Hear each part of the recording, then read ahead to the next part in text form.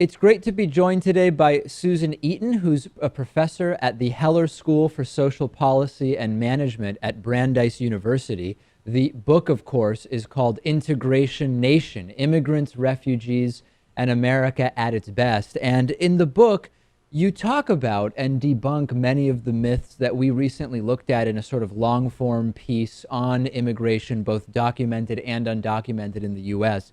And I'd like to sort of start there with you. And one of the main issues that you talk about a lot, and we didn't quite as much, is that of assimilation and this sort of idea that immigrants to the US in the early 20th century were both much more eager to and successful at assimilating when compared to Central and South American immigrants to the US today. And you found out that that's just flatly not true, is it?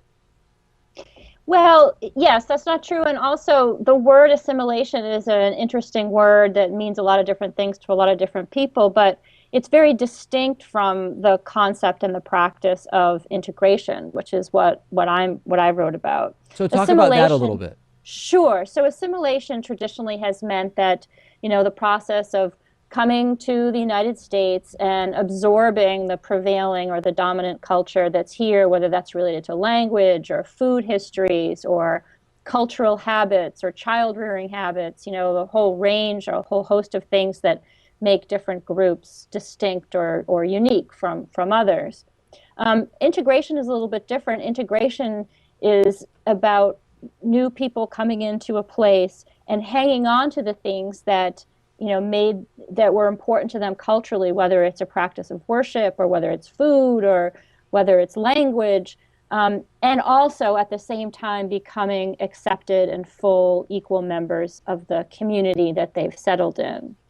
So talk a little bit about when we hear the discussions of what some call assimilation, often it relates to number one, language, and increasingly so when we hear discussions of immigrants coming from Spanish-speaking countries.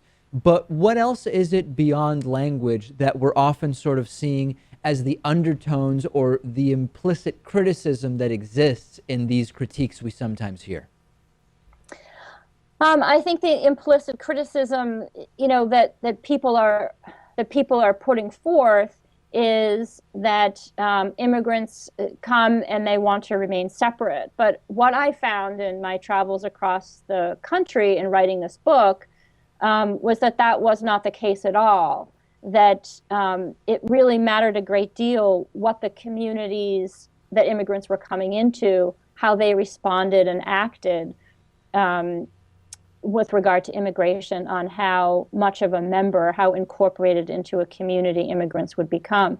Immigrants come to the United States, and what the studies have shown, various places, is that in a very short period of time, immigrants, especially the second generation, learn English and are speaking English. It's only much, much older immigrants who aren't speaking English.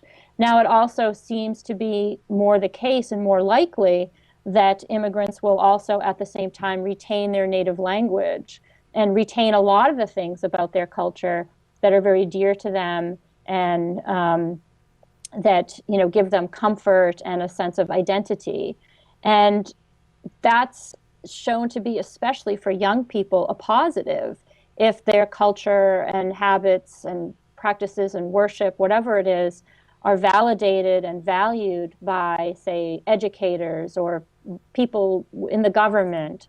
That makes them more likely to, trust law enforcement, or to open a small business, or to, get involved civically, to come to town meetings, and to, engage in a variety of different ways. I want to talk a little bit in a second about some of the things that cities and states are doing that are positive with regard to immigration. But before we get to that, most of our audience is probably familiar with SB 1070, the immigration-related law passed in Arizona. But in your travels across the country, you became familiar with some of the less well-known SB 1070 like laws or provisions or ordinances that have been passed in both cities and states. Give our audience just a couple of instances other than SB 1070 that it would be interesting for them to be aware of in the United States.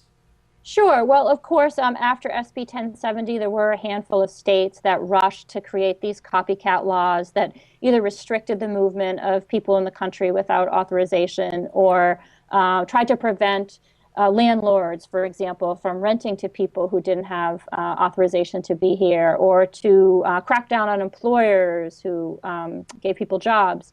And even some of them would give people violations, people who weren't immigrants give them fines for allowing immigrants to ride in their car.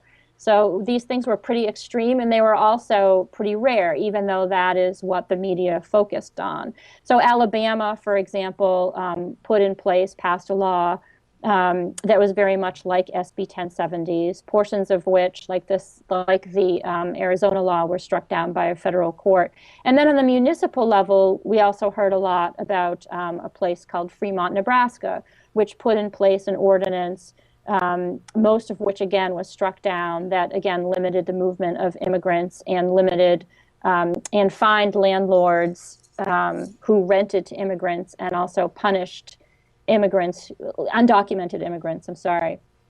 And then there was a similar ordinance that was passed in Hazleton, Pennsylvania. And in both of those cases, the cities spent, hundreds of thousands of dollars defending their law, and by and large, they turned out to be unenforceable. Either they were gutted by the federal courts, or the federal government refused to cooperate in providing the information that was necessary to enforce these kinds of provisions. And so what happened in these places is the law in and of itself, or the policy, hasn't had a necessarily like the effect that the people who proposed it hoped it would, but it has created these rifts in the community that are lasting, and that in some cases, especially in the case of Hazleton, for example, folks at the community level are trying to repair. So what are some of the cities and states that have passed, I don't know that this is really the right term, but a sort of anti-SB 1070 type law or ordinance? I mean, we are seeing some good decisions being made, at least anecdotally, in cities and states on immigration, aren't we? Oh, sure. I mean, we are seeing, so there's the policy level, things that can be done at the policy level in terms of ensuring that immigrants have opportunities to prosper here and become full members of their society. And then there's also practice, at the community level, among people and institutions. That's also really important. And when those two things are both in place, that's when integration strategies are the strongest and the most promising.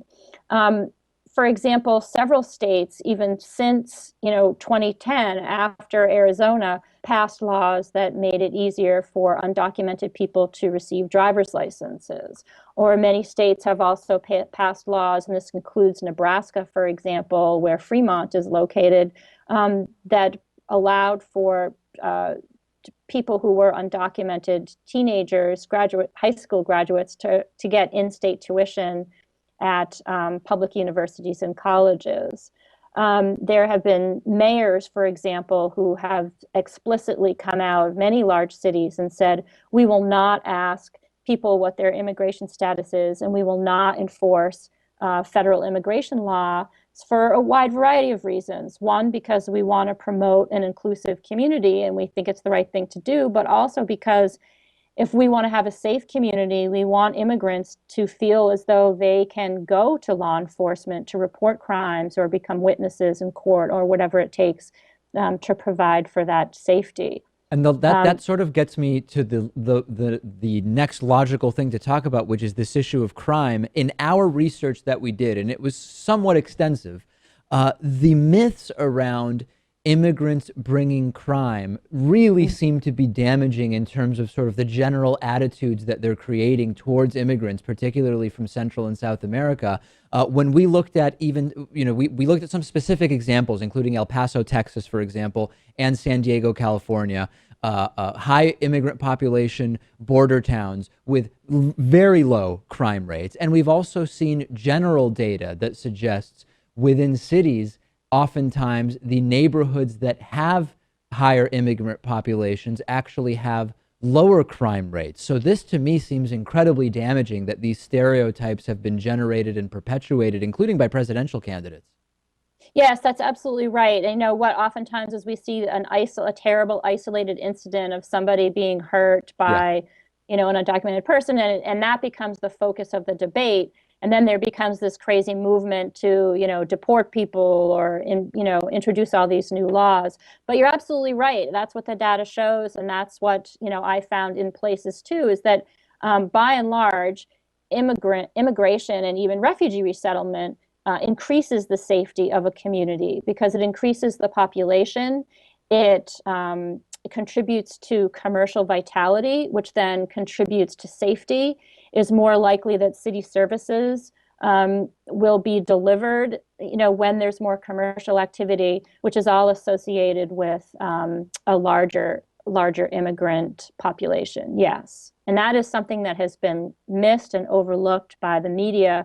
And I think all of these, the focus on all of these laws, it's really important to tell the story about these laws, and it's really important to understand that there is out there an enormous amount of discrimination against immigrants still, and that needs to be monitored, and it needs to be fought against. But at the same time, if that's all we focus on, we forget to look at the positive things that are happening, and it's the positive things that can give us a path forward. So instead of just fighting against things, we can look at a lot of these examples and say, okay, this is what we're for. This is what we would like to see spread throughout the country, and maybe even find some expression in federal policy. A lot of those positive examples in the book, Integration Nation, Immigrants, Refugees in America at its Best. We've been speaking with the book's author, Professor Susan Eaton. Thank you so much for talking to us about this. Oh, thank you. It's great to be here.